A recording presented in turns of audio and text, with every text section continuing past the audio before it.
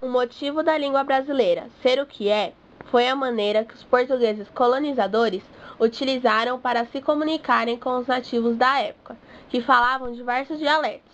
Assim criou-se a nossa língua portuguesa com influências indígenas. Os padres jesuítas, que logo depois chegaram, também teve de aprender as línguas nativas para evangelizá-los. Para se entenderem com os nativos, classificou o tupi e criou uma gramática da língua geral, ou seja, o Nhengatu, uma língua de travessia, não é português nem índio, eram ambas. Século depois, a língua portuguesa conseguiu se sobrepor à língua indígena, mas os índios continuaram com o sotaque e com isso afetou a língua portuguesa.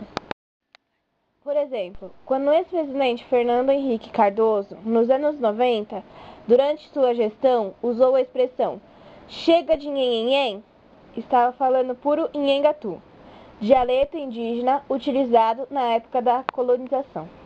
Muitas palavras indígenas foram introduzidas no nosso vocabulário, como por exemplo, nas frutas: maracujá, jabuticaba, caju e abacaxi. Fauna: capivara, tatu, jacaré e piranha. Também os nomes próprios, conhecidos, que são em tupi-guarani. Lara significa senhora d'água. Iracema significa nascida do mel. Iraci significa abelha. Maiara significa senhora. Itabajara significa senhor da aldeia. Quem não conhece a Via Anhanguera, Largo do Paissandu, Parque Ibirapuera, Bairro Imirim, Banco Itaú, Avenida Ipiranga e Vale do Anhangabaú, todos estes são de origem indígena. O predomínio da língua geral firmou-se com os bandeirantes, pois todos ou quase todos falavam apenas esta língua. Não sabiam o português. Era, de certo modo, impossível viver integrado ao meio social ou tirar dele qualquer benefício.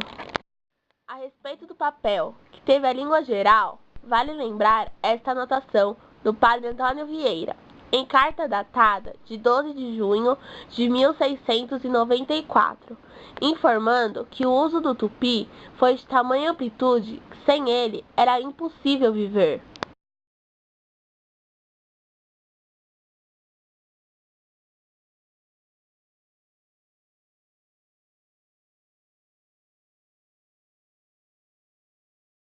Contudo, sabendo que alma tem o mesmo significado que vida, entende-se que a Anhanguera era considerada uma vida antiga, ou seja, um ser com sabedoria e poder além humano. Com isso, podemos ver que a língua portuguesa tem bastante influência da língua indígena, em todos os aspectos. E essas palavras são ditas no nosso cotidiano. Os índios tinham dificuldade em falar palavras portuguesas com os verbos no infinitivo e também palavras com consoantes dobradas, RR, ou terminadas em consoantes. Além disso, colocavam vogal entre consoantes, mulher, colher e orelha. Viraram mulher, colher e orelha. Por causa de suas dificuldades com o R, vem o porta reflexivo, colocando a língua ao céu da boca. Essas expressões também existem no interior de São Paulo. Outra curiosidade foram denominações referentes a pessoas em virtude de certos acontecimentos. Por exemplo, o bandeirante Bartolomeu Bueno da Silva foi denominado pelos índios como Anhanguera.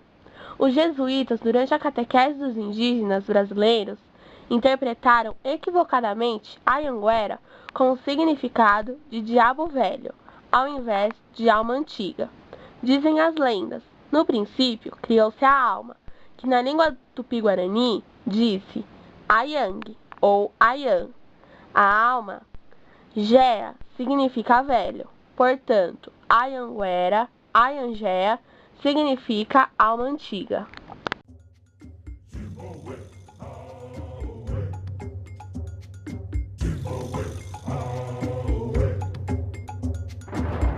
Limbo, Amore, Habana, Mama.